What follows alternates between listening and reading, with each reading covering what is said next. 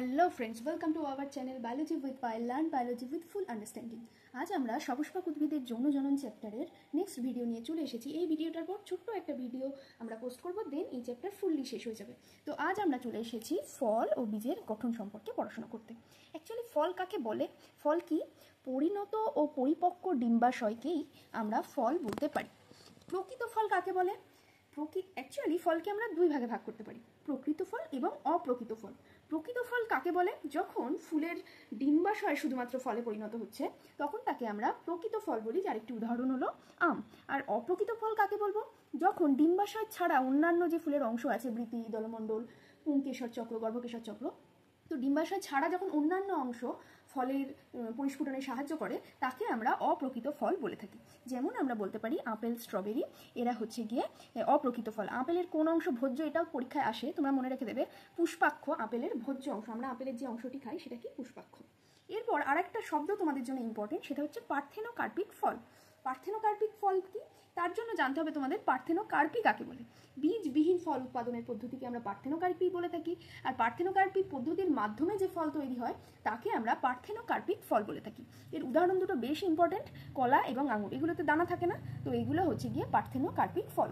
ফলকে আমরা দুটো অংশে বা দুটো পার্টে ভাগ করতে পারি, এক কি ফলোত্বক আর এক হচ্ছে বীজ। ফলের যে বাইরের, বীজের বাইরের যে কোটিংগুলো থাকে সেগুলোকে আমরা ফলোত্বক বলে থাকি। ফলোত্বক তিনটে অংশ নিয়ে গঠিত। বহিঃফলত্বক, যাকে আমরা এপিকার্প বলে থাকি, ইংরাজি নামগুলো কিন্তু এখানে ইম্পর্টেন্ট। মধ্যফলস্তক, যাকে আমরা মেসোকার্প বলে থাকি, এবং অন্তঃফলস্তক বা এন্ডোকার্প বলে থাকি। এরপর চলে আসি বীজের গল্পে। বীজ কি? অ্যাকচুয়ালি বীজ হলো বীজ ত্বক দ্বারা পরিবৃত, অবশ্যই তাকে নিষিক্ত হতে হবে, এবং পরিণত ডিম্বক। বীজ কিসের থেকে তৈরি হয় এটাও পরীক্ষায় আসে, ডিম্বক থেকে। তাহলে কি? বীজ ত্বক দ্বারা আবৃত, নিষিক্ত, পরিণত ডিম্বককে আমরা বীজ বলে থাকি। বীজ আবার তাতে কতগুলো বীজপত্র আছে তার উপর ভিত্তি করে বীজকে তিন ভাগে ভাগ করা যায়। একবীজপত্রী, দ্বিবীজপত্রী, বহুবীজপত্রী, মানে কতগুলো বীজপত্র নিয়ে গঠিত। একবীজপত্রী বীজের মধ্যে আমরা উদাহরণের মধ্যে বলতেই পারি ধান, ভুট্টা। দ্বিবীজপত্রীর মধ্যে আমরা জানি যদি মটরশুঁটিকে ভাঙা হয়, দুটো পার্টে ভাগ হয়ে যায়, তাহলে কি হলো? এদের বীজ কেমন? দ্বিবীজপত্রী। আমও এখন যে আমরা কাঁচা আম খাই, দেখবে আমের ভিতরের আটিটা দুই ভাগে ভাগ হয়ে যায়, তাহলে এগুলো কি হয়ে গেল? দ্বিবীজপত্রী উদ্ভিদ। এরপর চলে আসি বহুবীজপত্রী উদ্ভিদ। এটা ভেরি ভেরি ইম্পর্টেন্ট, পরীক্ষায় আসতে পারে। বহুবীজপত্রী উদ্ভিদের উদাহরণ হচ্ছে সাইকাস এবং পাইন, বা সাইকাস পাইনাস বলতে পারি। এছাড়াও বীজের মধ্যে শস্য কেমন ধরনের তার উপর ভিত্তি করে বীজকে দুই ভাগে ভাগ করা যায়। একটাকে বলা হয় শস্য যাদের প্রেজেন্ট থাকে তাকে বলা হয় শস্যল, যেমন তার উদাহরণ হচ্ছে ধান। ধানের শস্যটাই আমরা ভাত হিসাবে খাই। এছাড়াও কিছু আছে অশস্যল, যেমন ছোলা, আম প্রভৃতি। এবার আর একটা শব্দ তোমাদের পরীক্ষায় এমসিকিউ এর জন্য ইম্পর্টেন্ট হতে পারে, সেটা হচ্ছে কি? ক্লাইমেক্টেরিক ফল কাকে বলা হয়? যেসব ফল পাকাতে ইথিলিনের ব্যবহার করা হয় তাকে ক্লাইমেক্টেরিক ফল বলে। যেটা বাইরে থেকে দিলে কৃত্রিম ইথিলিন, আর যদি উদ্ভিদ নিজে নিজে তৈরি করে তাহলে প্রাকৃতিক ইথিলিন। ইথাইলিন কি? একটা গ্যাসীয় হরমোন, গ্যাসিয়াস হরমোন, মনে রাখতে হবে তোমাদের। ইথিলিন অ্যাকচুয়ালি কি? একটা হরমোন যে কিনা ফল পাকাতে গুরুত্বপূর্ণ ভূমিকা পালন করে, ফলের রং চেঞ্জ করতে, ফলের ভেতরে শোষণের হার বাড়াতে, প্রভৃতির মাধ্যমে সে ফল পাকাতে সাহায্য করে। যেসব ফল ইথিলিন হরমোনের মাধ্যমে পাকে তাদের আমরা ক্লাইমেক্টেরিক ফল বলে থাকি। এইবার চলে আসি খুব ইম্পর্টেন্ট একটা কনসেপ্টে, সেটা হচ্ছে নিষেকের পূর্বে এবং নিষেকের পরে অ্যাকচুয়ালি কি হয়। নিষেকের পূর্বে যাকে আমরা ডিম্বাশয় বলছি সেটাই পরবর্তীকালে ফলে পরিণত হবে, ভেরি ভেরি ইম্পর্টেন্ট। এবং যাকে আমরা ডিম্বক বলছি সেটাই কিসে পরিণত হবে? বীজে। ডিম্বাণু কিসে পরিণত হবে? ভ্রূণে। খুব খুব ইম্পর্টেন্ট। নির্মিত নিউক্লিয়াস বা শস্য নিউক্লিয়াস যাকে বলে থাকি, এটা পড়ানোর সময়ও বারবার বলেছি, সেটা কিসে নিয়ে পরিণত হবে? শস্যে পরিণত হবে। আর শস্য কেমন হয়ে থাকে আমরা সবাই জানি, ট্রিপ্লয়েড প্রকৃতির। তারপর ডিম্বকের যে বাইরে যে মোটা একটা ত্বক ছিল যাকে আমরা ট্যাপেটাম বলেছিলাম, তো সেই বহিঃত্বকটা কিসে পরিণত হয়? বীজ ত্বক বা টেস্টাতে পরিণত হয়। ডিম্বক রন্ধ্রটা কিসে পরিণত হয়? বীজ রন্ধ্রে পরিণত হয়। তো এই পুরো চারটা তোমরা মনে রাখবে, এর মধ্যে ডিম্বাশয়, ডিম্বক, ডিম্বাণু, শস্য নিউক্লিয়াস, এগুলো কিন্তু খুব ইম্পর্টেন্ট, তোমরা এমসিকিউতে পেয়ে যেতে পারো। এবার চলে আসি উদ্ভিদের এতক্ষণ যে জনন পদ্ধতি আমরা পড়ছিলাম সেটাকে আমরা যৌন জনন বলে থাকি। আমাদের চ্যাপ্টারের নামই সপুষ্পক উদ্ভিদের যৌন জনন। এছাড়াও কিছু কিছু স্পেশাল জনন পদ্ধতি আছে উদ্ভিদের, সেই স্পেশাল জনন পদ্ধতিগুলো আমরা একটু পড়ার চেষ্টা করি। তার মধ্যে তিনটি তোমাদের সিলেবাস অনুযায়ী ইম্পর্টেন্ট। প্রথমত আসে অ্যাপোমিক্সিস। অ্যাপোমিক্সিস কি?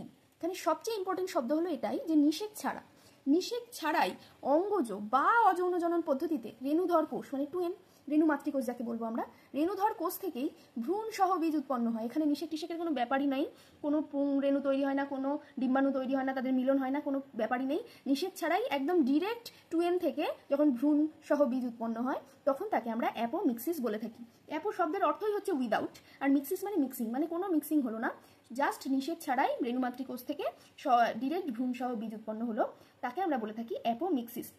অ্যাপোমিক্সিসের উদাহরণ কিন্তু পরীক্ষায় খুব ইম্পর্টেন্ট। আমরা অ্যাপোমিক্সিস দেখতে পাই কোন কোন উদ্ভিদে?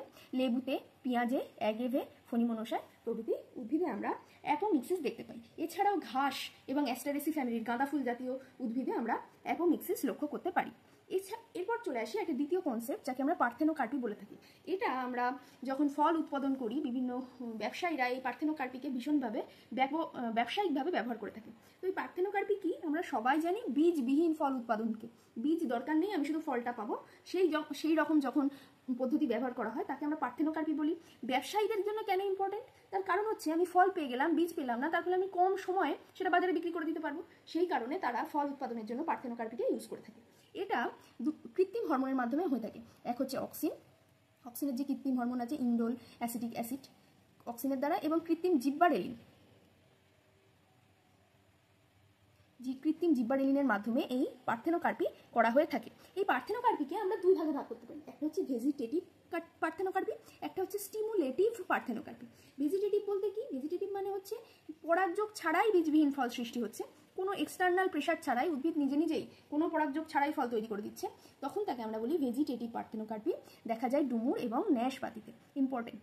এবার স্টিমুলেটিভ, এবার মানুষ তার নিজের ইচ্ছা মতো উদ্ভিদকে স্টিমুলেট করে যখন আমরা পার্থেনোকার্পিকে ব্যবহার করছি তখন তাকে আমরা স্টিমুলেটিভ পার্থেনোকার্পি বলছি। যেখানে আমরা বিভিন্ন রকম হরমোন, কৃত্রিম হরমোন ব্যবহার করে বীজবিহীন ফল উৎপন্ন করছি, তখন তাকে আমরা স্টিমুলেটিভ পার্থেনোকার্পি বলছি।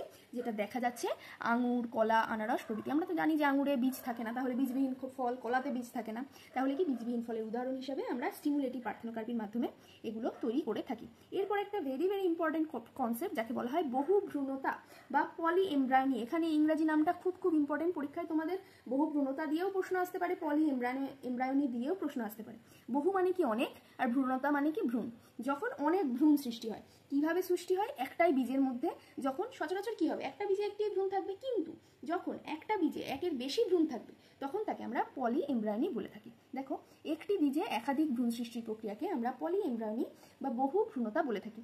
এই বহু ভ্রূণতাকে আমরা দুই ভাগে ভাগ করতে পারি।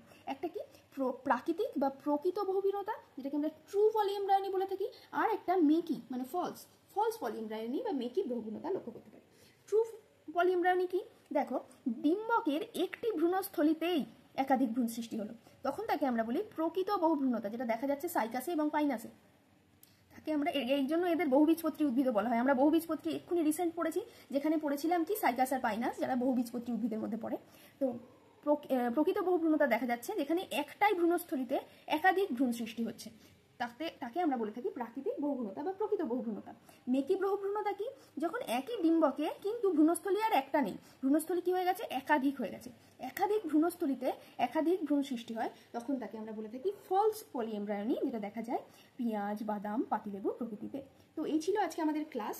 নেক্সট ক্লাসে তোমাদের খুব ছোট্ট একটা টপিক বাকি আছে, সেটা হচ্ছে ফল ও বীজের তাৎপর্য, ফল ও বীজের গঠন, এই সম্পর্কে ছোট্ট একটা টপিক বাকি আছে। তো যদি তোমাদের ভালো লেগে থাকে তাহলে চ্যানেলটা একটু সাবস্ক্রাইব করে দিও। তোমাদের ফিডব্যাক আমার কাছে সত্যিই খুব ইম্পর্টেন্ট। যদি মনে হয় কোনো কিছু জানার আছে, কিছু বুঝতে পারছো না, তো প্লিজ জানিও, ভালো লাগলেও জানিও। Thank you.